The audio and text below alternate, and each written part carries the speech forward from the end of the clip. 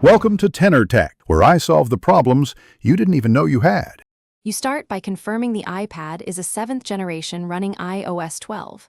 2 or later because compatibility matters. Once confirmed, remove the Apple Pencil cap and quickly inspect the Lightning connector for dust. Next, plug the pencil into the iPad's Lightning port and watch for the pairing prompt. Tap Pair immediately. This direct connection authenticates the pencil to the iPad.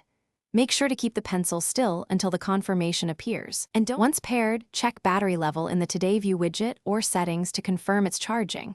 A low reading means leave it plugged for 15-30 minutes.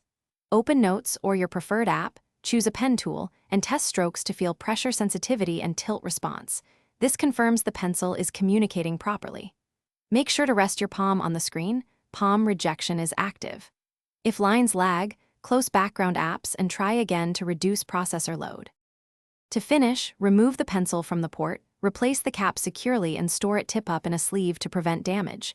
This preserves tip alignment and prevents accidental presses. If the pencil stops responding, unpair it under Bluetooth, restart the iPad, and replug the pencil to force a fresh handshake. Also inspect the Lightning connector for bends or debris.